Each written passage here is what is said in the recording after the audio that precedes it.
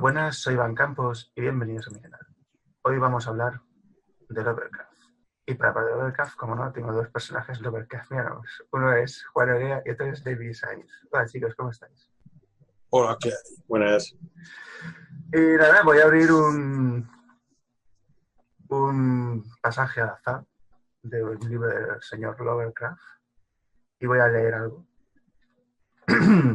Duerme, vigía, hasta que las esferas 26.000 años hayan girado y yo tornando al sitio donde fulguro, otras estrellas en su momento se alzarán en el eje de los cielos, astros que alivien y astros que bendigan, como dulce olvido, tan solo al final de mi giro, el pasar vendrá a tocar mi puerta. Esto es una letanía de Polaris. ¿Qué os ha parecido? Recargada, trabajada. Bueno, es la prosa de Lovecraft. Sí, es su estilo. Se la reconoce rápido. Y bueno, ya que aquí tenemos a Juan Orea que se ha leído todo lo de Lovecraft, ¿qué resaltarías, Creo que sí. ¿qué resaltarías de Howard Phillips Lovecraft? Mira, en offline estamos hablando de detectives literarios y Lovecraft no tenía un detective, pero tenía un personaje que era Randolph Carter, que me encantaban las aventuras.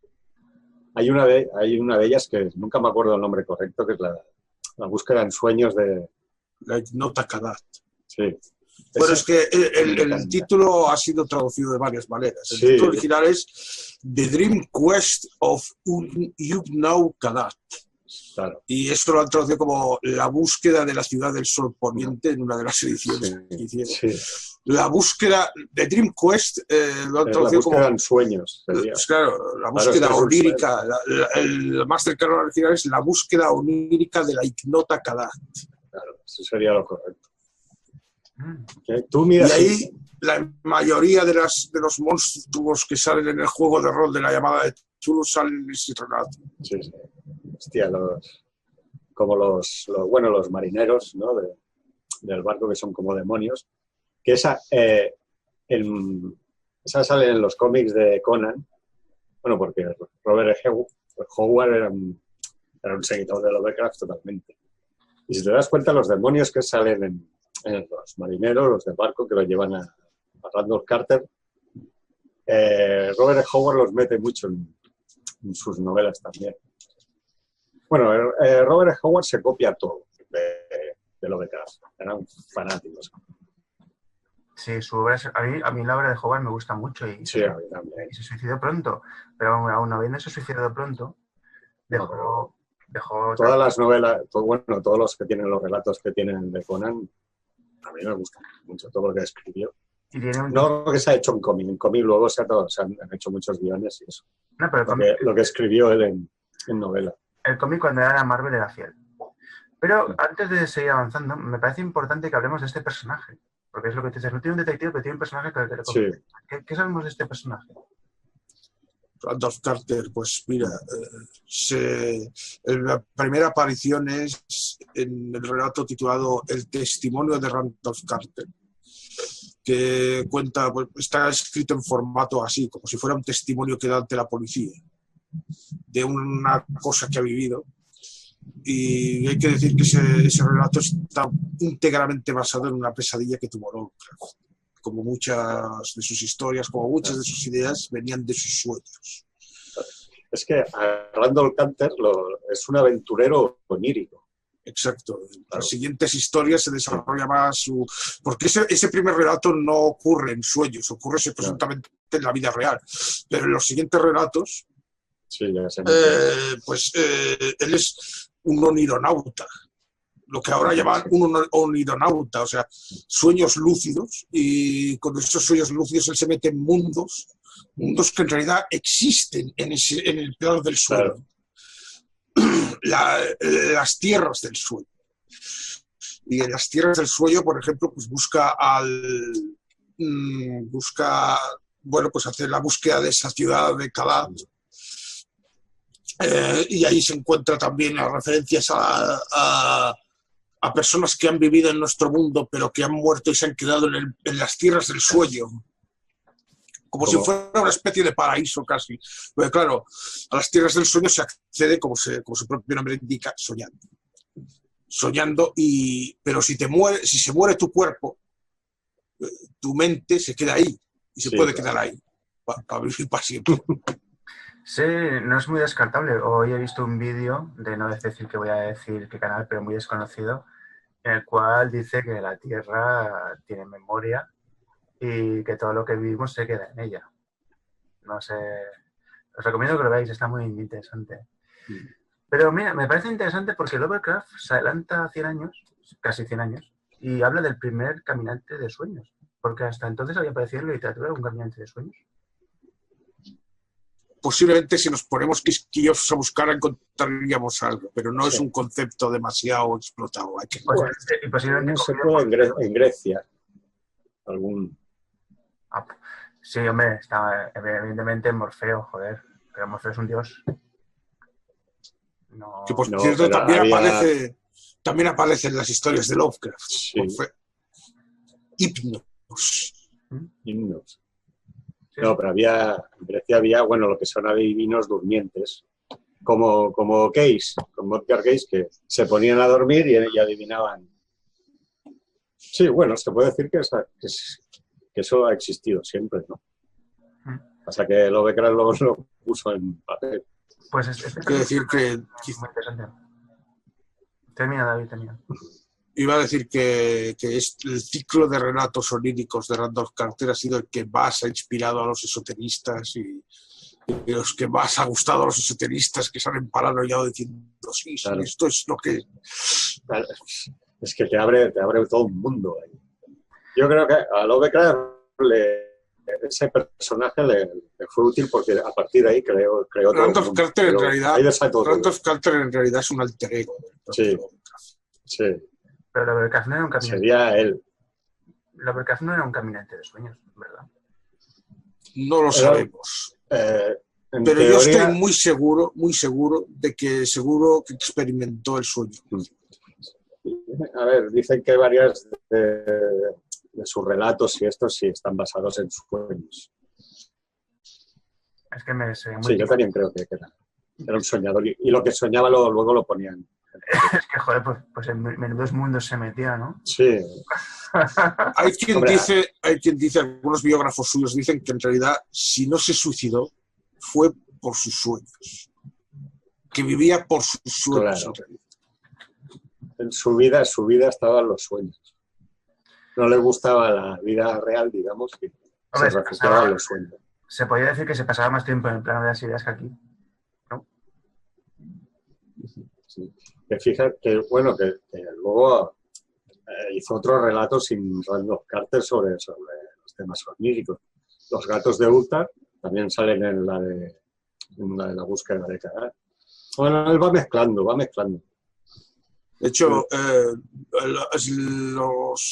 los exégetas de Lovecraft dividen su obra en etapas, la clasifican.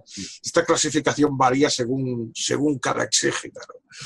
Pero tiene una etapa Lovecraft en la que escribe relatos ambientados en una época como extraña e imaginaria, y luego esas tierras y esos países que menciona los menciona luego otra vez en los relatos de la búsqueda de Kadat y los otros relatos oníricos. Entonces, los críticos dan por supuesto que esos relatos anteriores se ambientaban en la tierra de los sueños y los ponen dentro del ciclo onírico. Pero en aquel momento Lovecraft no tenía el concepto de la tierra de los sueños desarrollado, y entonces simplemente estaba escribiendo historias fantásticas en una época fantástica y remota. Sí, no, él iba... Cuando le daba el punto, escribía recogía el tema otra vez. Tipo Conan, pero no era Conan. Se podía decir que en otro plano espacio-temporal. Algo así. Sí, no tiene una línea de continuidad, digamos. Él lo hacía cuando escribía sobre el tema cuando le salía. Hombre, es que se habla mucho del terror cósmico, de Cthulhu, de Dagon, y sin embargo, esto que es muy psicológico, que es meterse en el plano de las ideas, el mundo de fantasía. En el mundo negro de fantasía, porque siempre que hablamos del mundo de fantasía vemos lo blanquito, el estudiante mirable, el Fuyu por ahí volando, Y No sé. creo que la fantasía humana también tiene la parte. Él se metía en la parte oscura. Bueno, a ver, las tierras del sueño tienen mucho de romántico también. Es un mundo que se describe casi medieval. Sí, sí. Sí, sí. Sí, claro, porque Lo que pasa es que tiene su nota inquietante porque es Lovecraft. Claro. Pero es que, quiero decir, cuando pues los límites de fantasía no tienen fronteras porque es el mundo de la fantasía humana. ¿Y qué pasa? ¿Que todos los seres humanos son blancos, positivos? No. Por eso digo que este hombre se metió donde no se metió Bastián. No tuvo... Bueno, ahí tendríamos mucho que hablar, ¿eh? Porque el Bastián, ¿Dónde se mete Bastián? hombre, que en la película solo sale la primera parte del libro, pero él cuando se convierte en salvador de fantasía se vuelve un cabrón de cojones. Eso no sale en la película, claro. Pero se vuelve un cabronazo de cojones. No, pero... Se le sube a la chepa, que es el salvador de fantasía. Es la parte que no sale en la película, porque claro que era... No, pero lo he cogido como ejemplo de lo que se especula sobre la fantasía humana y este hombre se metió en los fosos o en las ciénagas de la fantasía. Es que me encanta la búsqueda de Kadar. Yo creo que es la que más me gusta. Hasta la intenté musicar y todo. Fíjate, sí, Pues se han hecho es que yo creo que en esa cogió todos los mundos soníricos que tenía y los metió en una aventura. Sí, porque es una aventura ese relato. ¿Y qué hay más allá del sueño, Juan? Hombre, está la primera ciudad a la que entran los sueños, no sé si es Cephalais. Sí. Cuando empieza a soñar de la ciudad de mármol con la... Cephalais. Y a partir de ahí se va... Hay un pueblecito que es donde están Gesultas, donde están los gatos, que se hace amigo de los gatos. Luego se se va a un inframundo dentro de los sueños, que están donde están los ghouls y todo esto. O sea, en el mismo relato junta todo. ¿Y no te parece Había unos peldaños. Lovecraft describe unos peldaños del sueño profundo que suena mucho a plano astral, oye. Sí. Pero es que normalmente que los planos físicos, los planos metafísicos y físicos se entremezclan y es en la zona de los esquimales. Porque cuando vas saliendo de la zona llegas al pueblo de los esquimales. ¿Sabéis? Esos que tienen ese nombre tan... No, en Lovecraft los esquimales tienen un nombre políticamente incorrecto en castellano. Los Chow. Porque es que, claro... De esto le dedicaron, los bojinos escocíos le dedicaron una canción. No me toques el chow. No, pero, déjame que te acaricie el chow. No, pero la pregunta que hacemos ahora aquí, que creo que es bastante interesante, es ¿cuál es el plano del sueño? Porque el sueño es esto o el sueño es lo otro. Es que solo la de la búsqueda del sueño de Kadar. Bueno, nunca le digo el título de Juan. Es que hay distintos planos del sueño. Porque está el pueblecito de la gente vive bien. Luego está lo que digamos el bajo astral, donde ven unos gusanos que devoran todo. Luego está la zona de los ghouls, que esos suben a devorar los cadáveres, pero salen de los sueños para devorar los cadáveres. Bueno, eso es último.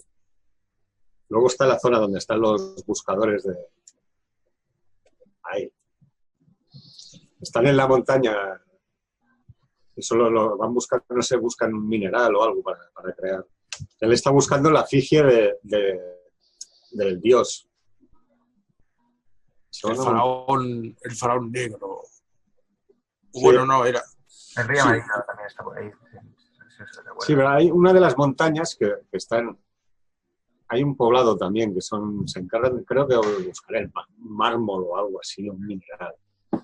Las minas de no sé qué. Es que en el mismo relato es que se mete...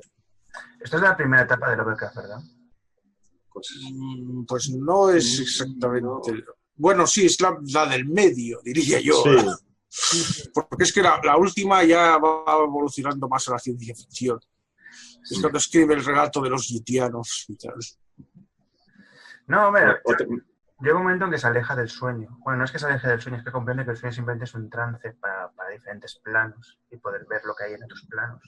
Va evolucionando de conceptos físicos y terrenales de la primera etapa allá a escribir cosas como esta, más psicológicas, porque esto es de terror psicológico, de conciencia ficción, allá a evolucionar a metafísica abstracta, lo que hay allá, más allá de los planos de los sueños.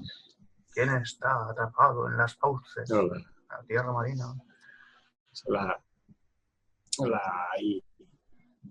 me acuerdo el título, que es una casa que está al lado del barranco. La casa de la niebla, la extraña casa Sí, de...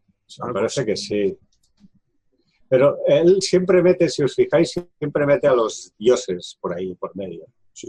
Los dioses, Están constantemente... los dioses primordiales. Sí. Sí, en un programa anterior Sí, dejamos claro que los dioses primordiales necesitaban, a diferencia de sus papis, necesitaban al ser humano. Se alimentan del ser humano. Realmente, si no hay dioses... Sí, el ser humano no los puede ver. No, a ver, en realidad no sé, no recuerdo haber dicho, yo no recuerdo haber acordado eso. Lo cierto es que eso, bien. lo siento. Es que la idea de Lovecraft, que subyace en todos sus relatos, es que los seres humanos no pintamos nada en el universo. Claro, somos... Los dioses no nos necesitan para nada. Les damos no somos igual. Nada para ellos, no somos nada. A los dioses de Lovecraft no les importamos nada. Somos lo que está en medio, punto. Sí, están ahí, estamos aquí y ya está. Bien. Claro, porque él busca a los dioses para salvarse de otros dioses más chungos, pero resulta que a los dioses más elevados les importamos los pepinos. O sea, no les importamos nada a ningún otro. En la literatura de Lovecraft, los dioses, vamos, no les importamos nada. El ser humano es pastelillo. Sí, somos malos, ¿verdad? Es más, y si te vas a buscar a los dioses, acabas loco o acabas mal. Cierto. Siempre. ¿Hay algo que destacar del plano de los sueños de Lovecraft antes de seguir? Está la meseta de Len, que aparece también, se supone, en el plano real, pero que es como una cosa que es como el Guadiana. Ahora está, ahora no está. Y de hecho también recuerda un poco a la isla de Lost. No sé si en Lost se inspiraron un poco en esto, porque pues es una cosa una tierra que aparece y desaparece, pero en el sueño está ahí y viven unos hombres con pezuñas. Sí, y aparte está ya, digamos, más allá de las tierras de los sueños, ¿no? Está en la frontera, ya está mucho más allá. Bueno, antes de que pasemos al siguiente apartado, ¿queréis añadir algo al mundo de los sueños de Lovecraft? Bueno, pues que también ha tenido su pequeña influencia en el terror, en el cine de terror. Bueno, la idea de que hay dimensiones alternativas a las que se puede acceder a través de no solo de los sueños, sino también de objetos como la llave de plata, porque otro de los 4 retos en los que aparece Randolph Carter son: el primero, la declaración de Randolph Carter; el segundo, lo de la búsqueda onírica de Kadat; el cuarto es la llave de plata, donde se presenta un objeto esotérico que realmente permite acceder a ese otro mundo. Y que, por cierto, hay grupos ocultistas en la vida real que fantasmean con que la tienen y que hacen magia con ella. Y el cuarto se titula A través de las puertas de la llave de plata, que está escrito en colaboración con otro escritor, con uno de sus amigos escritores, no recuerdo cuál. Y bueno, pues esa idea de el plano alternativo al que se puede acceder, pues Es Hoffman Price. Es Hoffman Price, sí. Y Pues lo vemos en Hellraiser, lo vemos en... Sí, sí. Lo vemos en Freddy Krueger. Sí, pero vamos Sí. a ver. Es que tú coges las dos primeras películas de Hellraiser y son Lovecraft y nada, a más no poder. Así de claro. Cleaver Bay. Sí, tengo los libros, me los tengo que leer. Los hijos de Clint Baker. Bueno, ahora vamos a entrar en un territorio. Dejamos atrás el mundo de los sueños, pero seguimos en el mundo de fantasía. Y esto es una cosa que a mí me da mucha rabia. Que Lovecraft es un autor muy seguido, pero muy mal adaptado al cine, ¿verdad? Sí, no le han hecho mucha justicia. No, yo no recuerdo ninguna película digna de mención que haga justicia. Sí, la de Reanimator, No, bueno, la del 85. pero bueno, es muy libre. Y tan libre. Y la ves hoy en día y vale, te ríes, pero tiene los detalles que Sí, no, te han quedado anacrónicos. Mira, se acerca más la cosa a los relatos de Lovecraft. Que está basado en otro cuento, por cierto. Sí. Sí, pero se parece más. ¿Ves? Sí, no. A ver, la cosa por peso propio está basado en un cuento de otro autor. Pero está claro que John Carpenter bebía de la influencia de Lovecraft para hacer los monigotes. Hombre, Carpenter, esa mamá o Lovecraft seguro, vamos. Sí. Yo recuerdo una película que la recuerdo con cariño y que la he podido ver recientemente, es La Residencia del Mal. Ah, me suena. Vale, pero esa no es de Amit Bill. Transcurre en la Universidad de Miskatonic Ah, vale. y te ves que son un grupo de estudiantes que se van a la época del siglo XVI, donde hay un demonio, que es el hijo de un brujo. Bueno, es el hijo de uno que se quedó atrapado y va matando gente. No sé si lo has visto, David. No. La Residencia del Mal. Tiene, No. es el nombre que le pusieron en castellano. O sea, pero tiene un nombre en inglés que es más, se acerca más es un nombre que seguro que sea el del cuento original. Y la Naranja Maldita, la saga de Reanimator no quiero verla. O sea, más que nada después de la de Reanimator. Sí, porque mira que es lo que he dicho relato, antes. A ver, los relatos de Lovecraft en la mayoría de los casos son casi inadaptables al cine. muy difícil. Porque se basan demasiado en el ambiente y de hecho a Lovecraft mismo no le gustaba mucho el cine, por esa misma razón. El cine y yo no congeniamos, lo dijo, estos son citas textuales del propio Lovecraft, es que el cine busca hechos concretos y yo busco recrear ambientes y atmósferas. El cine lo limita. Entonces, Drácula, la de Bela Lugosi, que en su época era una película que daba mucho miedo, pues él se reía de ella, le parecía una cosa ridícula. En realidad la ves hoy en día y pues, este tío... Hoy día sí, no, pero claro, en esa época... En su momento... Dio miedo. De hecho, sí, hombre. Lugosi es muy bueno. Lo que pasa es que... Hombre, a ver, da más miedo La momia de Boris Karloff. Yo creo que da más miedo que de Bela Lugosi. Pero fíjate, son monstruos que no tienen nada que ver con Lovecraft. No, claro. Los de Lovecraft darían más miedo. La momia un poquito más. La momia aún tiene... Sí, tiene algo. Por la forma del relato, que es un antiguo príncipe, esto, lo otro. Claro, ahí me... Vale. Y Boris Karloff, por lo menos, era actor. Sí, era un buen actor, fue de coña. Sí. Encasillaron en la serie de B y se quedó el pobre hombre, pero mira... Entonces, claro, debido a todo esto, el cine solo puede sacar lo que he dicho antes, las ideas. Las ideas para hacer con ellas, para ir con ellas por otro camino, más visual. Es que la mayoría de seres y monstruos y esto de Lovecraft no tienen forma. O sea, aunque luego él mismo no puede evitar la tentación de describirlas minuciosamente. Sí. El error de Danwich, vemos cómo describe minuciosamente todas las deformidades que tiene Wilbur Whitley. Sí. Es una cosa impresionante pero que se ha tomado este hombre para describir esto. Hay una película que se llama La casa del cementerio. ¿Te sonará? Sí, esta sí. De hecho, esta creo que la he visto. Está basada en el trabajo de Lovecraft. Y fíjate, a ver, el principio de la película está muy logrado cuando el cuchillo atraviesa la cabeza de la mujer y sale por la boca. ¿Tú lo has visto, Juan?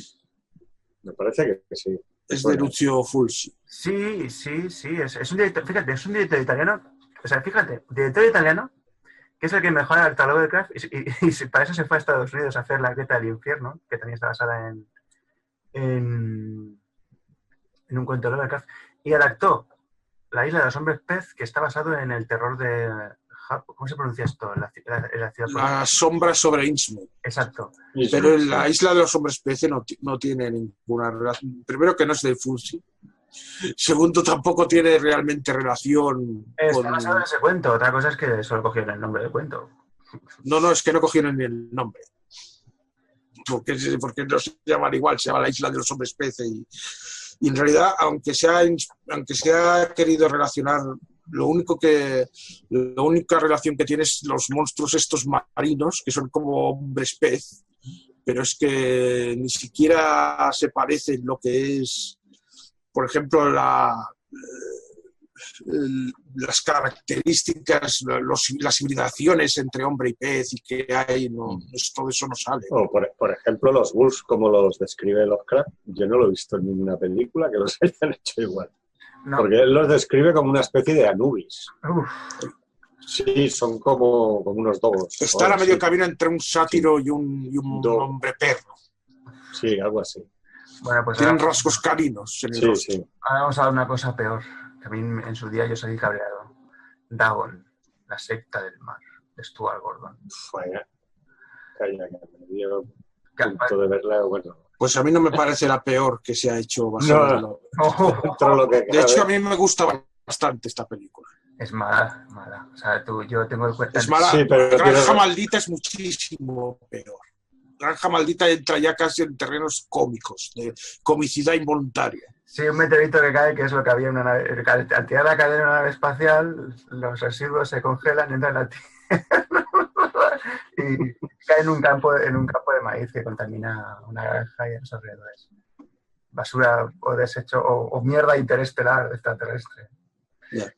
Pero bueno, te digo una cosa, la Granja Maldita, aun siendo así de risa como tú lo dices, es más coherente que Dagon. No estoy de acuerdo. Coño, tengo aquí Dagon, ¿eh? O sea, que puedo hablar. No, yo también la tengo en DVD y la he visto bastantes veces y me encanta. De hecho, Stuart Gordon, luego en la serie Master of Horror, adaptó... Los sueños de la casa de la bruja. Sí, que esa no me desagradó, digo, no me desagradó. Bueno, está mejor hecha que Dagon, todo se ha dicho. Lo que no sé si sea fiel al texto original. Bueno, a ver, Stuart Gordon quizás ha sido, junto con su amigo Brian Yuzna, estos dos han sido los que más fielmente han adaptado a Lovecraft, lo cual, se toman muchísimas libertades, pero es que los otros se toman muchas más. Hombre, Yuzna se toma las suyas. Pero es que digo que comparativamente son los que más fielmente lo han adaptado. Por lo menos han conservado nombres de personajes y tal, y han cambiado las épocas, han cambiado algunas ideas y tal. Pero los sueños de la casa de la bruja, pues sí, es una buena traslación, es una buena adaptación. Hostia, es que ahora estoy mirando, me lo tengo que volver a leer todo otra vez. ¿Cuál? No, hay muchas. Hay una que ha dicho La sombra de Innsmouth. Que ahí sí que reconozco que el juego de palabras que hicieron en Dagon, en la película Dagon, era un poco chapucero, porque trasladan Innsmouth a España, a Galicia. Entonces tienen que ponerle un nombre español y deciden españolizar el nombre. Innsmouth lo convierten en Invoca. Innsmouth, Invoca. Boca, claro. Vale, dejemos a Stuart Gordon en su infierno particular. Y vamos a entrar ya en el último peldaño, porque a mí esto que voy a comentar a mí me dolió mucho, pero me dolió mucho, y eso que tenía buenos medios, La herencia Valdemar. Bien, La herencia Valdemar, yo entiendo que no satisfaga tanto.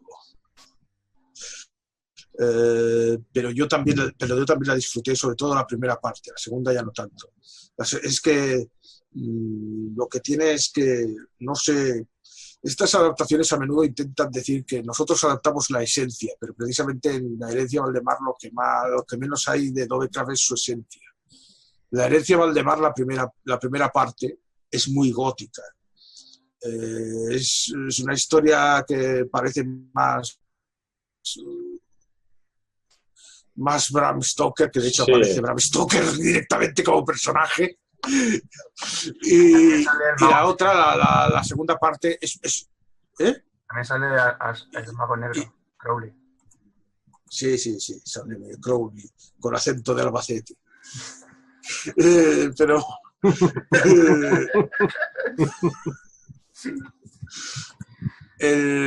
la segunda es muy pulp, muy de entretenimiento, lo cual está bien.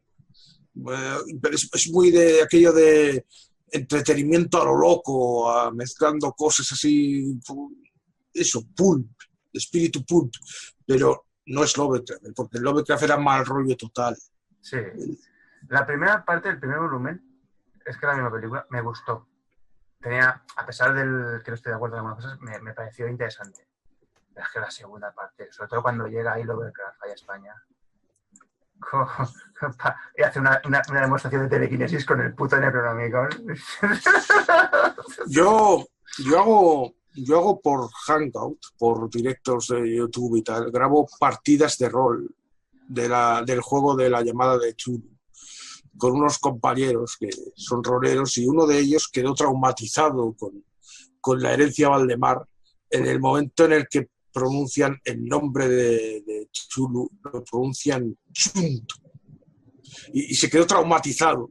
Y el hombre hace el chiste recurrente cada vez que no sabemos decir algo, dice, se pronuncia Chuntu. El Cthulhu, sí, el Cthulhu. Sí. Estamos jugando a la partida y decimos, a ver, voy a buscar el cómo se llama, el cómo se dice, y entonces se pronuncia Chuntu. Se quedó marcado el hombre con lo de Chuntu. Sí, no, yo me he quedado yo, fíjate. Pues eso, no, eso me parece lo peor. Pero mira, hace poco, de Anima Lovecraft, una película italiana, que hizo una especie de falso documental sobre un grupo de estudiantes que va persiguiendo el resto de Lovecraft por Italia, que dicen, no, nunca salió de Tennessee y tal. Y no, era Providence, ¿no? Providence. Bueno, estuvo en Nueva York una época. Salió de ahí escopeteado diciendo, esto es una mierda, yo lo he dicho otra vez. Está todo lleno de italianos, de negros, de irlandeses, el mío. No, pues esta película, que es un falso documental, sigue los pasos de Lovecraft por un viaje que hizo por Italia, adentrándose en lo que parece ser hasta un universo paralelo, donde encuentran reminiscencias de los hombres pez. Pero bueno, yo la dejo caer en el Anima Lovecraft, tiene una pinta, con final así interesante, os sorprenderá. El enigma de Lovecraft, que es que lo dices muy rápido y la gente podría no quedarse. Sí, el enigma. Y bueno, chicos, ya que hemos visto que el cine no ha tratado bien a Lovecraft, vamos a seguir avanzando a los planos. No es verdad, el cine no lo ha tratado bien. Esto de que no. Es cierto que no. A ver, no lo ha tratado bien, pero ha sabido sacar provecho de él. O sea, sí, han cogido sus ideas y las han adaptado a su manera. Entonces, claro, la traslación directa es muy difícil. Es casi imposible. El único que ha intentado hacerlo es Guillermo del Toro, no lo ha conseguido aún. Hombre, ¿cómo que no? Oh, tío. Bueno, a ver, este sí que capta algo de la esencia, pero digo que él lleva años intentando adaptar En las montañas de la locura. Es un proyecto que parece que no sabe ni a tiros. Y nadie de la pasta, ya no me... Bueno, pasemos al siguiente escalafón. Lovecraft ha influenciado a muchos autores. Solo hay que ver Guillermo del Toro. Muchos no, prácticamente todos. Todos los que vienen detrás de él le deben como mínimo algo. Sí, pero ya tarde, estamos hablando de los 60, 70. Roger Corman, pero sé por Roger Corman recogió el testigo de Lovecraft y de Poe y los puso en la pantalla. De hecho, el Palacio de los Espíritus, que creo que es hasta la fecha la única adaptación que dices, joder, es coherente. Que Corman es el que mejor ha adaptado a Poe y sí, ha tomado algo de lo. La tienda de los horrores, la de blanco y negro. Una planta cósmica que Sí. vive por ahí y tal, y come gente. Aunque sea en plan humor, pero joder, ¿a quién se le había ocurrido eso? A Lovecraft. ¿Eso que se te coman las plantas? ¿A quién se le había ocurrido? Sí. Lo malo es que Corman se lo toma. Recordemos que en las montañas de la locura los alienígenas, esos, los antiguos, son medio plantas, son medio botánicos. Fíjate. Que ahí también tenemos un caso de Lovecraft describiendo minuciosamente el físico de una extraña criatura.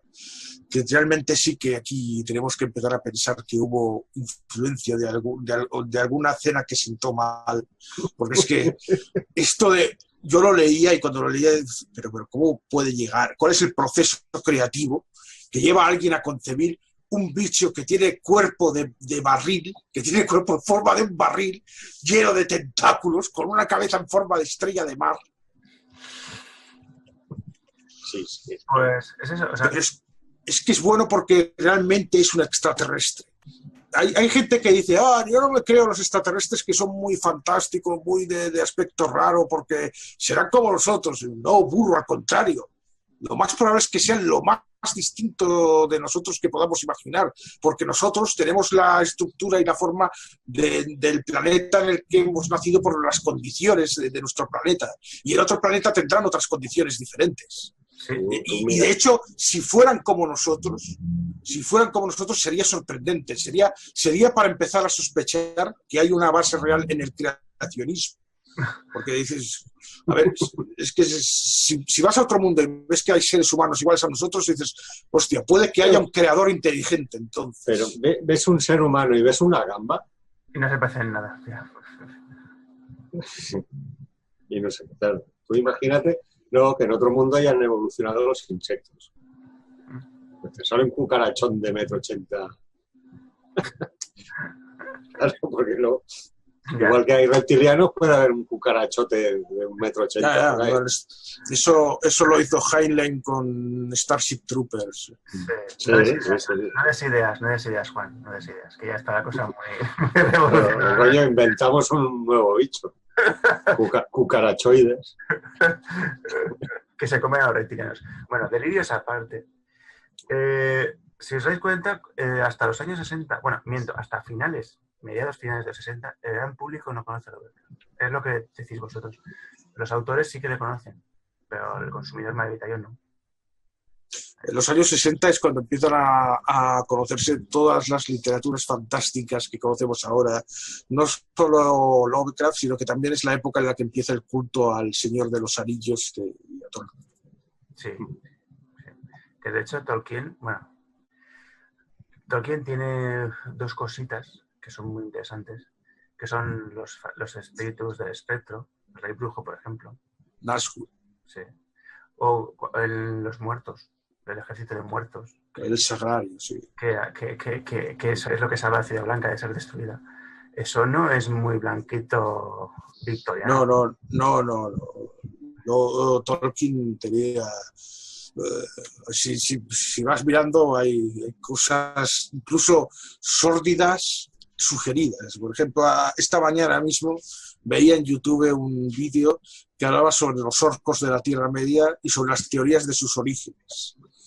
Pero las teorías de sus orígenes implican necesariamente que Morgoth, el diablo de la Tierra Media, necesariamente tuvo que secuestrar y obligar a seres diferentes a tener relaciones sexuales entre ellos. No necesariamente. Sí que puede ser que en la etapa media o final del experimento sí que se podía producir.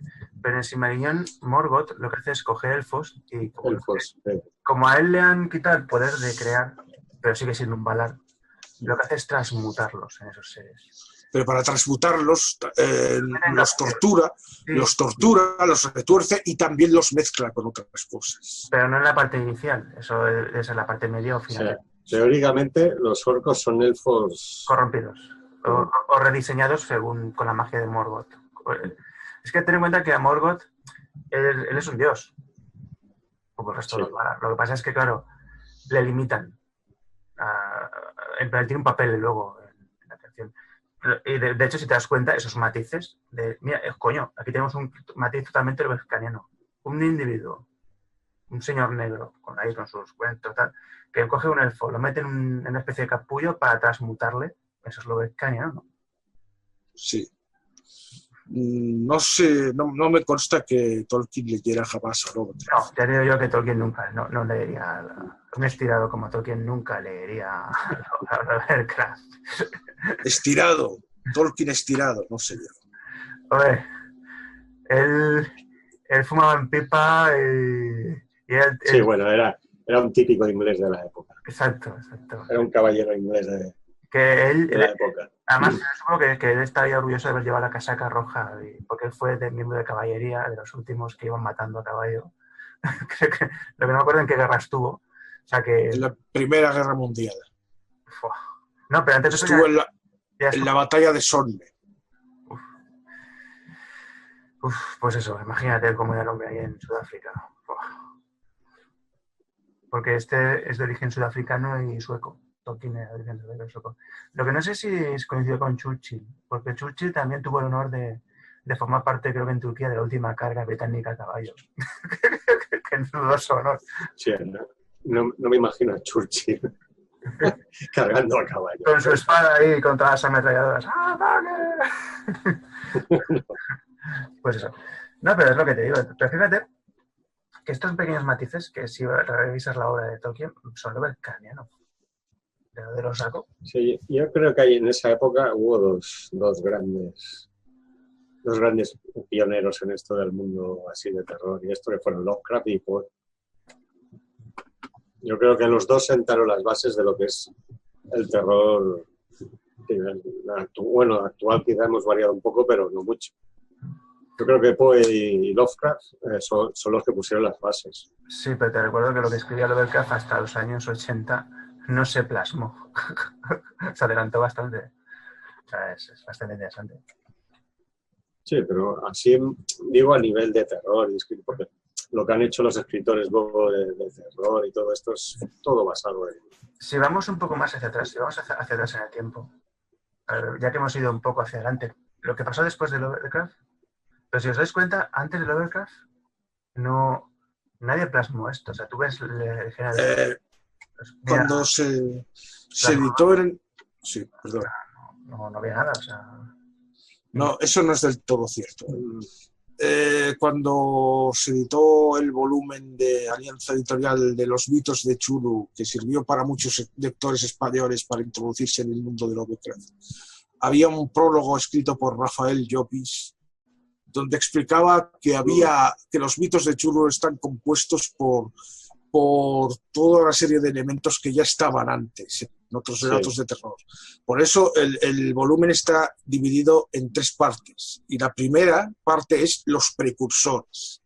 Y ofrece una serie de relatos anteriores que ya salen cosas que luego serían más desarrolladas por Lovecraft. Tenemos a Algernon Blackwood y su relato del Wendigo, que ya habla de potencias oscuras, de criaturas antiguas. Tenemos sobre todo Arthur Machen. Y Arthur Machen, sobre todo, está demostradísimo que Lovecraft lo leyó y le encantaba. Y Arthur Machen, pues, su relato El Gran Dios Pan, pues mira, El Horror de Dunwich es casi un remake del Gran Dios Pan, de cierta forma. Un científico loco que hace una operación a una chica y resulta que la chica se queda embarazada de un ser extradimensional y sale ahí una mujer medio humana, medio diabólica, una idea muy, muy propia. Había otro autor que a mí me gusta mucho, era, ahora no me acuerdo el nombre, que hace un relato de... Él relataba muchas cosas de barcos y esto, pero es que te ponía el terror en un barco. Y creo que es de la época de Lovecraft, pero no me acuerdo cómo se llama. Mira, voy a hacer un inciso, ya que sacas el tema de barco. El holandés volador, o el holandés errante de Bill Jones en Piratas del Caribe, es totalmente lovecraftiano. Sí, ¿no? Bueno, no, pero el holandés errante es una leyenda. No, ya, pero hablo de esta cosa que es... Ese no la han escrito, se supone que es una leyenda real. Pero bueno. Bueno, El que hablo yo es que que me gustaría, no me acuerdo el nombre, y he leído un par de cosas suyas y me gustaron mucho. Más este hombre te llevaba al terror en un barco, por ejemplo. Claro que ahí no tienes escapatoria. es peor aún. Sabes que vas a... Claro, te mete, claro. Lo que no me acuerdo. ¿Queréis aportar algo antes de que pasemos al siguiente tema? ¿Sobre? No, sobre esto que hemos hablado, de los autores anteriores y posteriores, porque es lo que he dicho, hasta que no lo que dice David, que el público en general empezó a conocer a los autores clásicos de fantasía épica y terror, no llegó hasta el público general. Hasta entonces solamente lo conocían los escritores, como Howard. Después de Lovecraft, pues seguía existiendo su material, pero para un público minoritario. Así, claro. Bueno, ahora está muy de moda. Sí, claro. Porque eso tiene que ver también con que expiraron los derechos de autor de los relatos y ahora todo el mundo lo explota porque es de dominio público. Cierto. Sí, hombre, claro. Claro, ahora cualquiera puede basar. Bueno, a ver, no hacía falta que se quitaran los derechos de autor porque Robert Howard y algunos otros, vamos, es que es... Pero bueno, esos eran coleguillas, coleguitas y se les... Antes de seguir, que hace mención a una película de los 80 que se llama El terror llama a su puerta. ¿Os suena? Ay, pues sí, pero no veo la menor relación con lo Las cucarachas que se meten por la boca. Sí. Esas criaturas que son como extraterrestres que parasitan mentes ajenas y tal. Y bueno, es una película muy, muy entretenida. No, pero... Una mezcla de comedia y terror bastante efectiva, pero... Y aparte, bebe de varios mitos, porque si te das cuenta, te bebe del mito extraterrestre, de cómo un extraterrestre tira el cilindro con los insectos, y de cómo te ves que está en la autopista 66 con el mito del loco del manicomio que se escapa con el hacha. Yeah. Leyenda urbana. Y luego de ahí te ves que está congelado el fiambre del tío con las cucarachas, lo descongelan y empieza una invasión de esos insectos que son medio zombies, o sea, son zombies. Dice, me acuerdo de la frase, la buena noticia es que los chicos ya están aquí. Y la mala noticia es que están muertos. Y están tocando la puerta. Se lo dice a las chicas que están en una fiesta como de fin de curso y de chicas, tengo una buena noticia y una mala noticia. La buena noticia es que los chicos ya han llegado. Y la mala, porque están muertos. Sí, es que antes de eso, el autobús en el que viene se estrellan. ¿Y qué pasa? Que entran los bichos y salen ahí zombies. Es lo más normal del mundo, ¿no? ¿Verdad? Pues a mí esa película... yo ese matiz de los insectos, porque eso es una de las primeras etapas de Lovecraft, el insectoide que se mete, el terror físico, no psicológico, y posee. ¿Y Stephen King, qué pensáis? ¿Que tiene influencia? Por supuesto. De hecho, era lo que iba a decir antes de los autores que vinieron detrás, que la mayoría le deben algo. Pues Stephen King. Stephen King, de hecho, empezó escribiendo relatos explícitamente relacionados con los mitos de Lovecraft, con menciones al Necronomicon hay en algunos de sus primeros relatos y cosas así. Que su serie La Torre Oscura tiene mucha influencia lovecraftiana. Pero, ¿y creéis que es una obra lovecraftiana? Bueno, tiene una entidad muy... La descripción de la entidad es muy cercana. Es un terror cósmico también. Es una entidad que está como en otra dimensión, que adopta una forma ante nosotros, pero que su verdadera forma es inaprensible. El ser humano no puede entender la verdadera forma de ese ser, por eso lo llaman eso, la cosa esa. No. Que no podemos ni mencionar, no podemos ni darle nombre porque es tan ajeno a lo humano. Es como Nyarlathotep, que adopta la forma humana, pero en realidad su forma es... no se sabe. Su verdadera forma es, vamos, inimaginable. A ver, a excepción de la Torre Oscura, ¿qué otras obras veis que tengan influencia lovecraftiana en la obra de Stephen King? Porque creo que es importante, porque King es un gran escritor. Sin duda. Estoy ahora revisando, porque yo consumí sus libros. El retrato de Rose Mother ¿Qué tiene? Pero, la protagonista, a ver, el relato parece material, pero la protagonista, digamos que empatiza con un cuadro. Y poco a poco el cuadro va tomando vida hasta que se mete dentro del cuadro. Sería un poco como meterse en los sueños de hay un personaje con muchos tentáculos. Es como el retrato de Dorian Gray, pero al revés. No, se parece más a lo que creo. No tiene nada que ver con lo de Dorian Gray. En principio el cuadro es un refugio para ella. Ella es claramente va mirando el cuadro y ve cómo el cuadro va cambiando hasta que al final logra entrar dentro del cuadro. Tiene algo de el retrato de Rorschach. Yo es una de las que más me gusta de Stephen King y no es muy conocida. Es un cuento de terror de Poe, ¿no? Bueno, pero Poe sería más físico, no sería tan metafísico. Sí, pero yo creo que tiene bastante ese relato. Y no es muy conocido Stephen King, a mí me encanta, lo he leído 3 o 4 veces. No, estoy ahora pensando porque yo tengo bastantes libros suyos. Y excepción de esos que os he dicho, que ahora entiendo por qué It fue un bombazo en su momento. No, la de It. ¿Os acordáis de Desesperación? El pueblo este que desentierran un dios antiguo y necesita poseer cuerpos para moverse. ¿Cuál? Desesperación. ¿Cómo se llama esta novela? Posesión y Desesperación. ¿Por qué pseudónimo lo escribió, David? Richard Bachman. Y es una obra totalmente Lovecraftiana. Un dios antiguo que lo desentierran, toma posesión y se mueve por el plano. Va consumiendo seres humanos para poder moverse. Fíjate. ¿No? O sea, que vosotros creéis que Stephen King es el que más justicia ha hecho a Lovecraft. No he dicho eso. Simplemente ha cogido sus ideas y las ha adaptado a su universo, que es lo mismo que hizo Clive Barker. Yo creo que no sé, para mí, el que mejor las ha adaptado, aunque no lo parezca, es Howard. Sí. Porque los mundos de Howard son muy, incluso los de Conan los mundos de Conan son muy Lovecraftianos.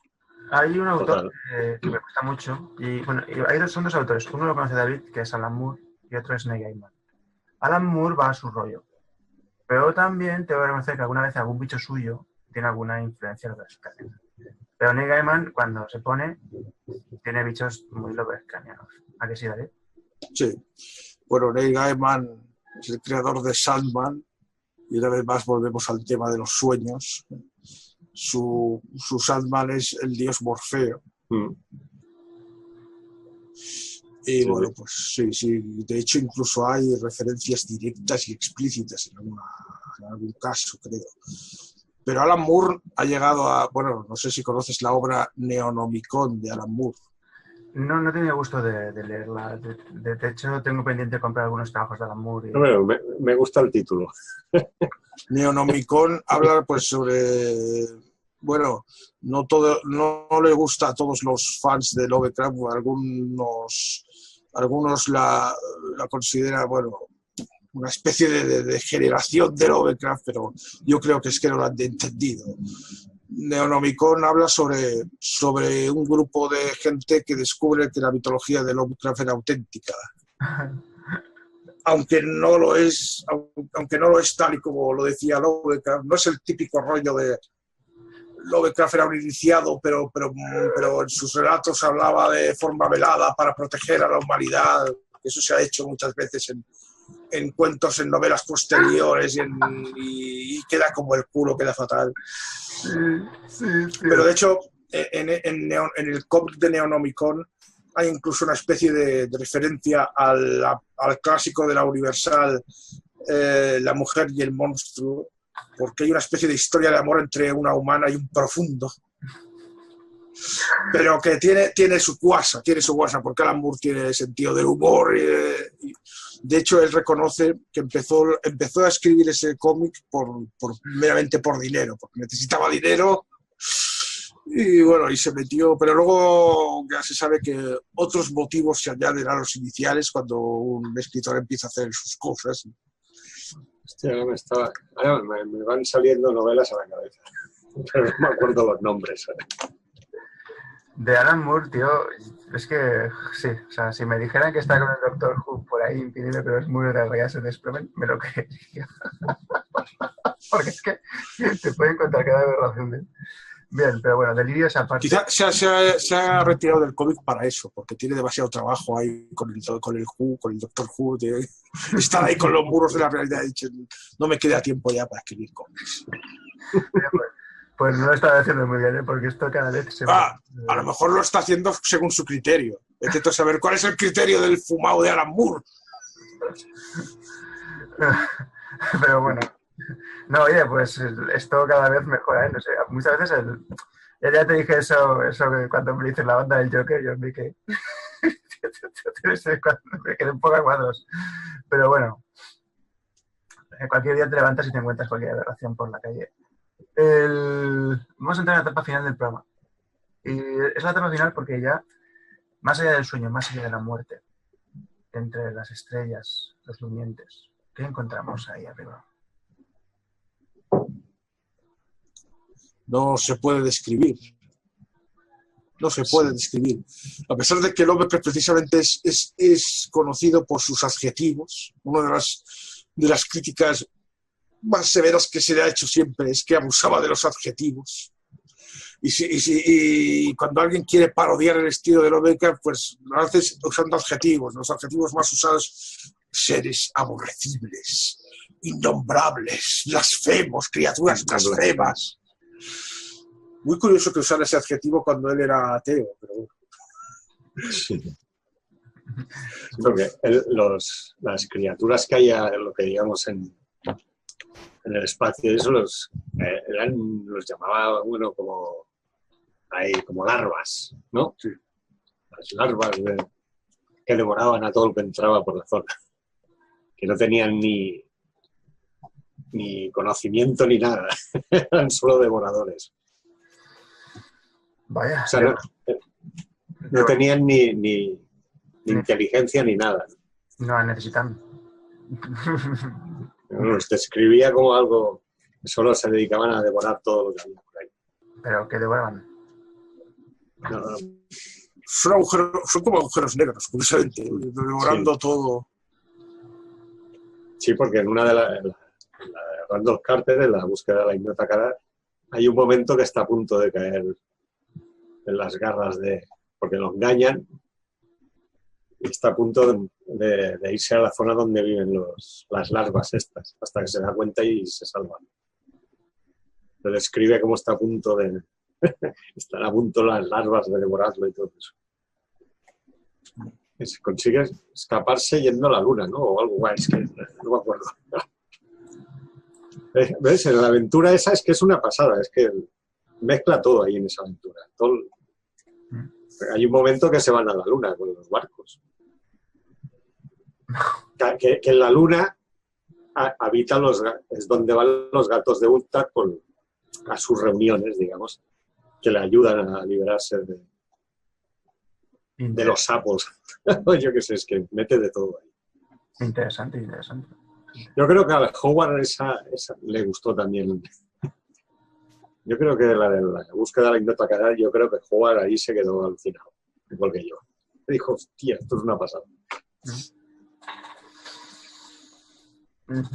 Es que yo creo que es la más completa, no sé, de los relatos, además de relato largo, yo creo que es de las más largas. Bueno, sí, es la única, junto con Las montañas de la locura, fue la única que se puede considerar novela. Sí. Lo único que escribió que se puede considerar novela, aunque es novela corta. Sí, pero ahí es que mezcla todo, ahí mete todo en ese relato. Claro, como se mete en el mundo de los sueños, ahí Lovecraft pudo meter de todo. Yo creo que le fue como un McGuffin, el mundo de los sueños. Claro, y ahí pudo meter todo lo que la imaginación le daba. Qué bueno. Sí, no me lo había planteado así. Yo estaba viendo más allá del universo. Tú hablas de los devoradores, bueno, de estos seres que se lo comen todo. Pero más allá, ¿qué hay? Dioses del miedo. Grandes dioses. Los grandes dioses que son los que pasan de... No, el vacío. está Azathoth, que es el vacío. Bueno, sí, es verdad. Sí, que el Azathoth sería como el demonio el máximo. Porque el Nyarlathotep es un sirviente de Azathoth. Exacto. ¿Así? Sí.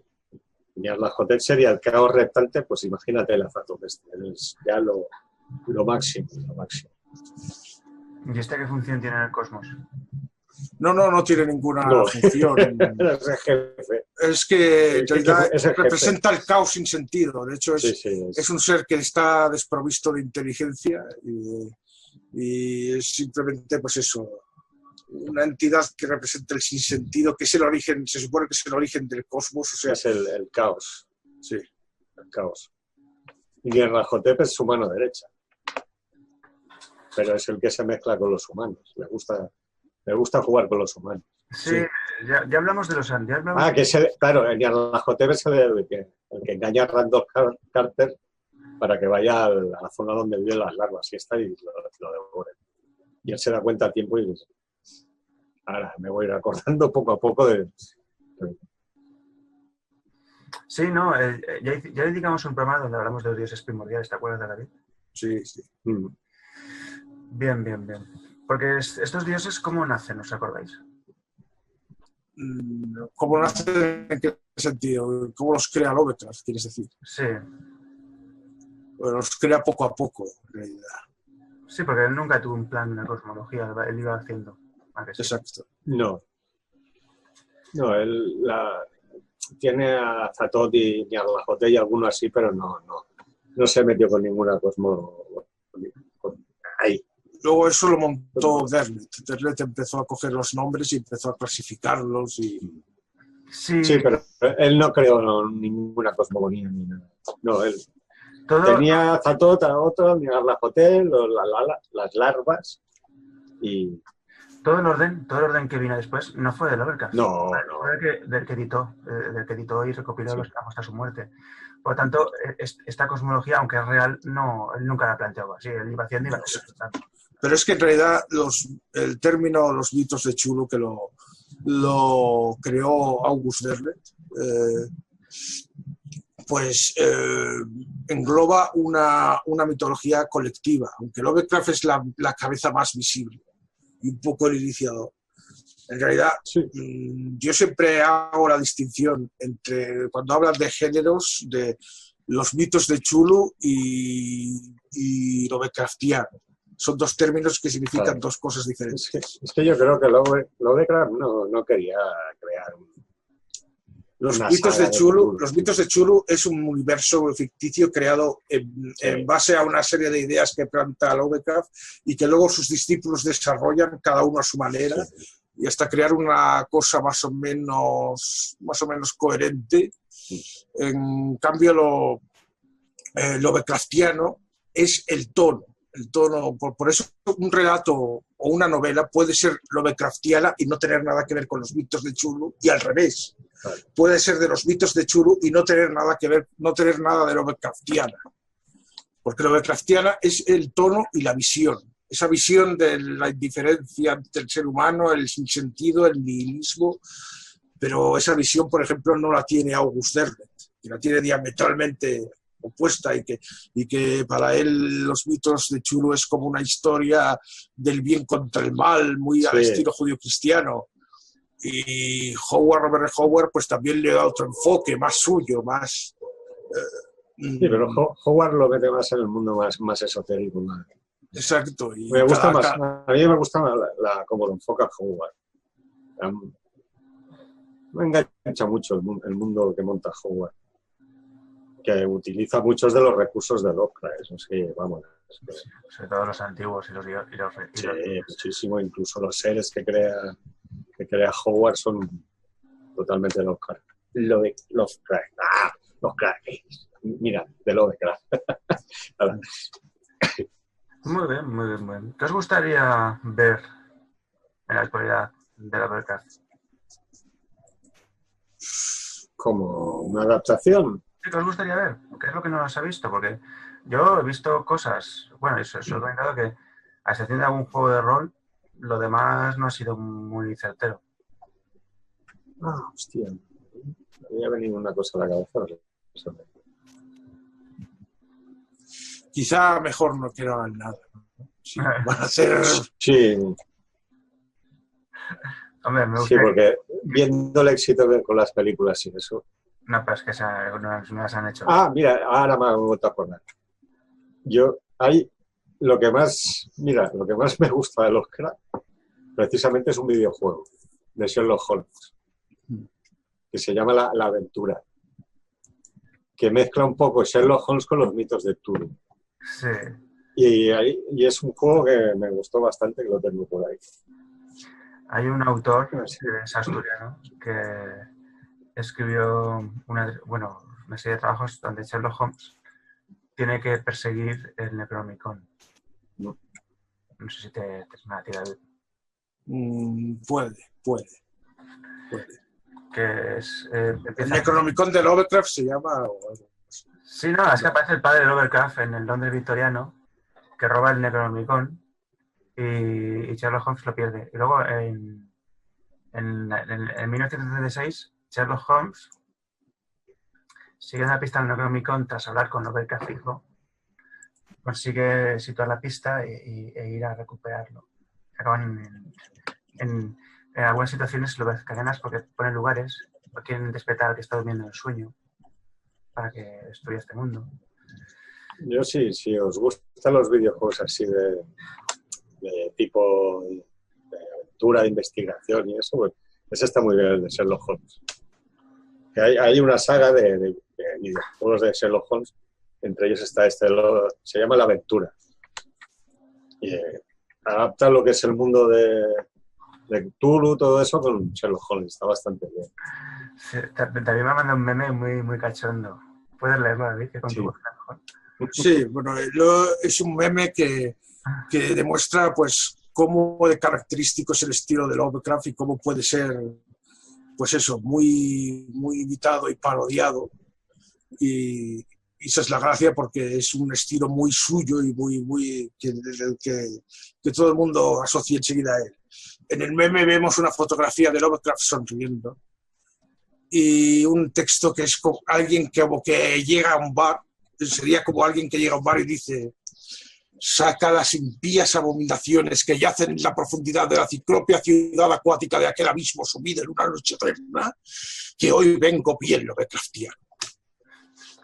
O sea, es como alguien diciendo, como alguien diciendo en lenguaje Lovecraft: saca el whisky cherry para el personal, pero lo dice en lenguaje Lovecraftiano, y de saca las impías abominaciones que yacen en la profundidad de la ciclópea ciudad acuática. Era un autor que era relamido, ¿no? Sí, le gustaba. Porque yo en sus contemporáneos, tipo El Doctor Invisible, o ¿cómo se llamaba este? El que escribió Lo terrible llamas Ernesto. Oscar Wilde. Oscar Wilde. El Wells es el del hombre invisible. Sí. Y tú ves ahí el fantasma de Canterbury y no eran tan... No, Wells era más directo. Sí. Por cierto, La máquina del tiempo, ¿la habéis leído? No, sí, pero yo leí una vez, de una forma a lo bestia, una novela corta de Wells llamada El jugador de croquet. Esto lo leí en directo, en un programa de radio, en Radio Contrabanda. Leí la novela entera sin haberla leído antes, mientras el señor de la música del Club Secreto iba poniendo música de Universero y artistas así similares.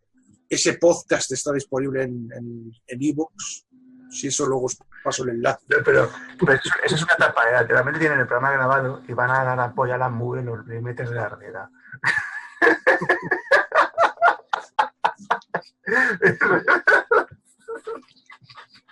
Bueno, ¿y qué pasa con esa novela corta, David? Bueno, tiene un punto Lovecraftiano también, más por el nihilismo y el pesimismo, ya que la novela habla de la naturaleza animal del ser humano y que toda la civilización no es más que una máscara para la animalidad que llevamos dentro. Un poco el mismo tema de la isla del Dr. Moreau. En la máquina del tiempo no somos más que ganado Sí, en el futuro. sí. Sí. Pues mira, es que, mira, David ha citado otra novela de H.G. Wells, La isla de Tomorrow. O sea, pero sigue siendo, aunque habla de mutaciones ya, porque esto en vez de ficción científica, fíjate si estaba despierto para su época, ¿eh? O sea, con La máquina del tiempo y El hombre invisible en la isla de Tomorrow, La guerra de los mundos. La guerra de los mundos, genial novela. O sea, y bueno, de hecho creo que Con esos, ¿qué sería de Salvador Freixedo sin la guerra de los mundos? Con esos extraterrestres que beben sangre. Sí. Pero mira, vamos a coger La guerra de los mundos como referencia. A mí no me gusta. Es que Steven Spielberg tiene un problema, que es que se repite más que el ajo.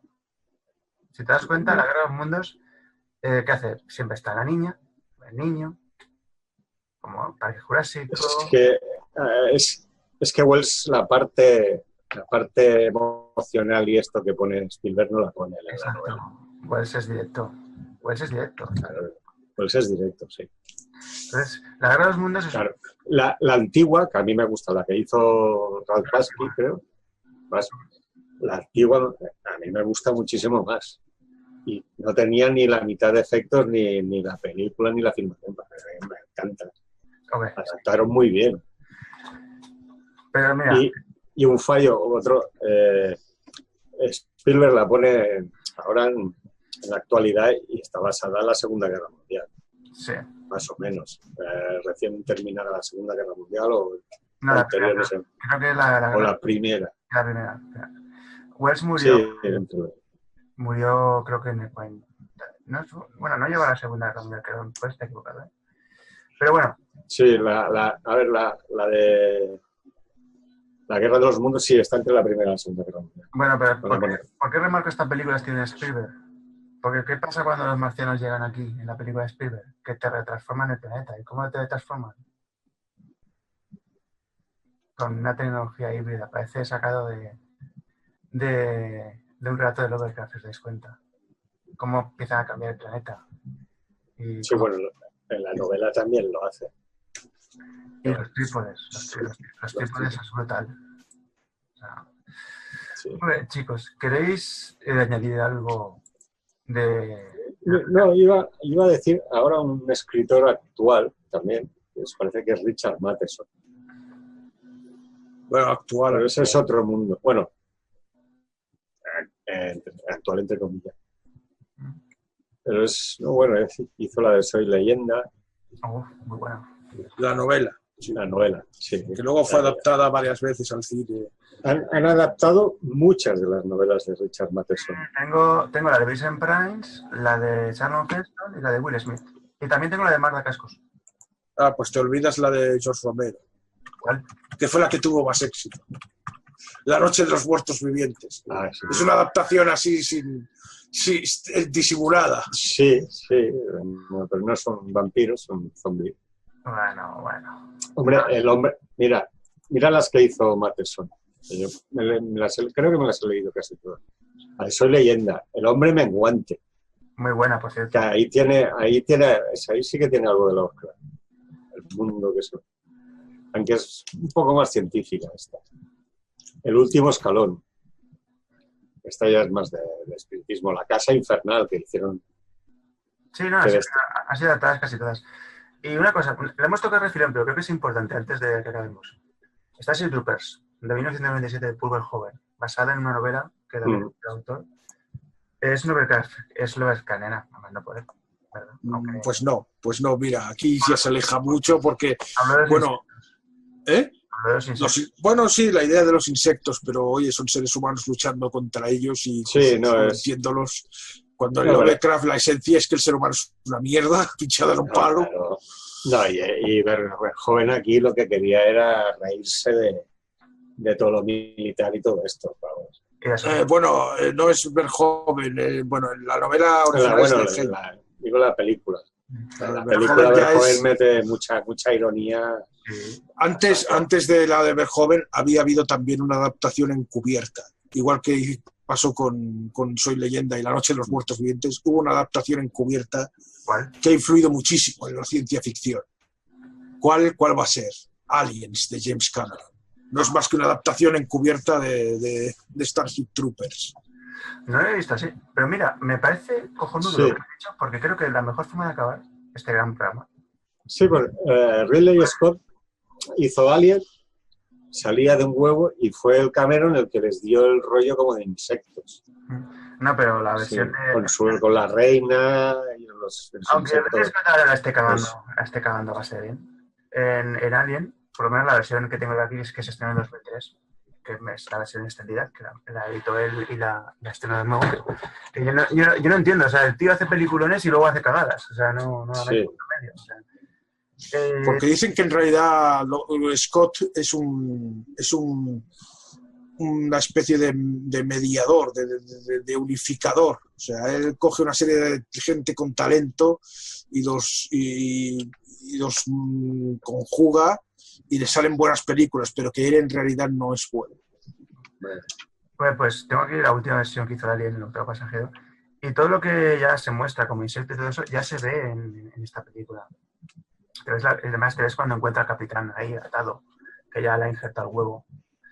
O sea, tiene elementos de terror cósmico a más no poder. Y, Sí. No, bueno, cuando entran en la nave en Alien, la primera, cuando entran en la nave, eso es muy Lovecraftiano, muy así. Todo el ser ahí.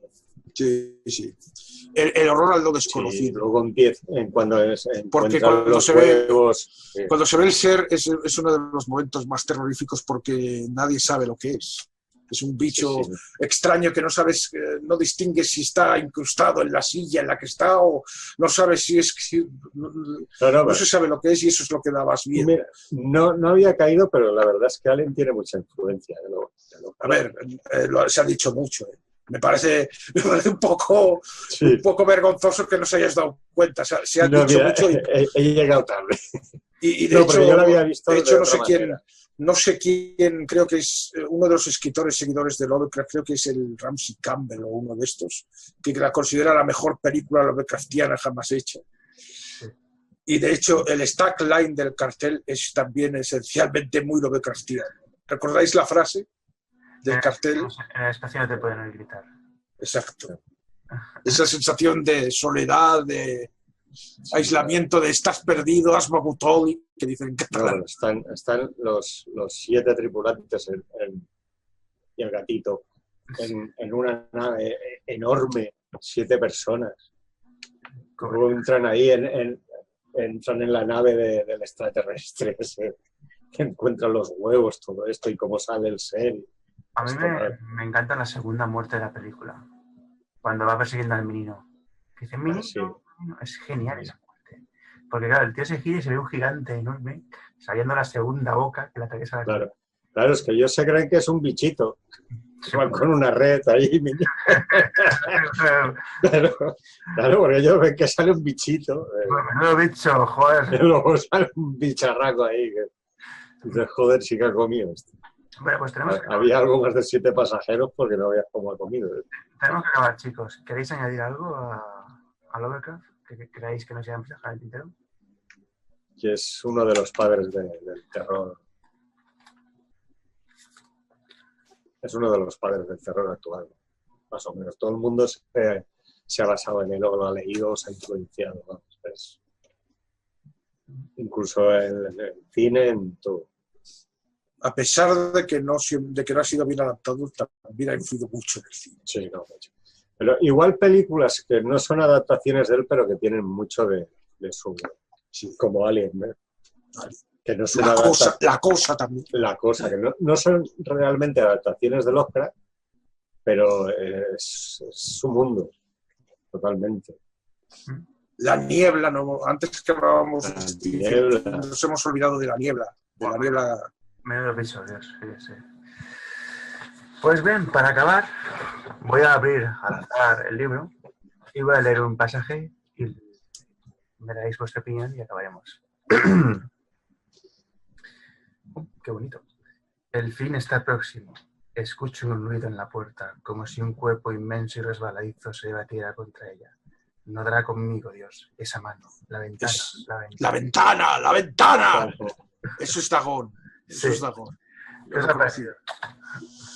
Bueno, pues en el relato de terror lo esencial es el desenlace. Claro. Los relatos de terror son como los chistes, pero en terror. O sea, el chiste termina con una frase graciosa. El relato de terror tiene que terminar con una frase que de repente da un sentido terrorífico a todo. Y un ejemplo muy bueno es el modelo de Pickman, que antes la mencionábamos, y que termina con una frase acojonante. No sé si decirlo o spoilear, no, mejor no. Por favor, spoilerea. Venga, vamos, voy a spoilear. Vamos, qué leches. Lo tendría que haber leído a todo el mundo. A ver, el relato va de un tío que conoce a un pintor que es muy realista y que pinta monstruos muy realistas y alucina con los monstruos que pinta. Y entonces al final se da cuenta de que la última frase desvela que este cuadro no era un cuadro, que era una fotografía tomada del natural. Solo esa frase te deja ahí. Era una fotografía tomada del natural. ¿Y tú, Juan, qué quieres añadir a lo que he leído? Aquella era una fotografía tomada del natural. Sí. Sí, que eran los ghouls, que sí. Son los ghouls que he dicho antes que tenían forma perruna. Sí. Que hago un poco más de spoiler. Sí, por favor. Bueno, ya puestos. Que el mismo pintor se transforma en uno de ellos, porque se siente tan apasionado que Randolph Carter se lo encuentra y le ayuda. ¡Hombre! ¡Pickman! ¡Tú por aquí! Sí, que el tío se transforma en un ghoul, ya transforma en un ghoul, que se transforma en un ghoul porque le encanta vivir así. Que por cierto, y Randolph Carter se lo encuentra en el sueño y dice, hombre, por aquí. Que le ayuda. Oye, te están buscando en la tierra, joder. Claro, yo paso de todo, yo estoy aquí. No, tú flipas con el tío, con el pintor, que le gustan tanto los ghouls que se transforma en uno de ellos. Que ya cuando se lo encuentra Carter dice que ya casi no habla, pero que logra comunicarse con él. Que es el que lo ayuda a salir de la zona. Que los ghouls le ayudan. O sea, no son tan malos, ¿ves? Solo comen gente cuando está en este plano. No, comen... Cuando tienen hambre. No, comen cadáveres. Son necrófagos, claro. Son necrófagos. Evitan a los seres vivos bastante. Hombre, si te metes en su territorio, pues igual cambian un poco el menú, ¿no? Pero... Bien, me ha gustado el spoiler final que habéis hecho. Bueno, me ha sido muy memorable. Además, pero te digo una cosa que siempre... Dragon me gusta mucho, más que la versión cinematográfica. Pero una cosa que me ha hecho mucha gracia siempre de este cuento es que cuando estás escribiendo al final la ventana, yo nunca voy a saltar por la ventana escribiendo. Suelto lo que tengo que escribir y salto. Ese era un defecto que tenía Lovecraft, sí. A la hora de reproducir diálogos o formas de hablar, no era... Lo suyo era crear ambientes, atmósferas, descripciones, pero los diálogos de Lovecraft suelen ser... Porque como era un tío introvertido y salía poco y se relacionaba poco, no escuchaba la forma de hablar de la gente. Ya, cierto. Bueno, tenemos que acabar. ¿Queréis añadir algo más? ¿O podéis despediros, por favor? Suyo, por el signo gris de Kif.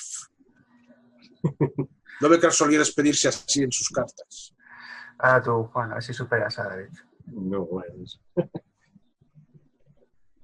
Eso es insuperable. Mira, me estaba leyendo yo el final que has dicho tú de Dagon. Dice, no me encontrará, Dios mío, esa mano. La ventana. Bueno, pues me toca a mí despedir. Pues, hostia, no me acordaba de lo cortita que es Dagon. Sí. Voy a finalizar yo. ¿Vale? Nos han hecho una película. Ha sido un placer tener aquí a los dos. Entre el sueño y la realidad, en el multiverso y el multiplano.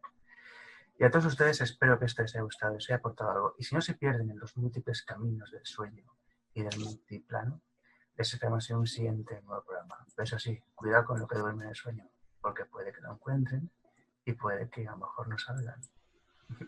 Adiós y gracias. Hasta luego. Adiós.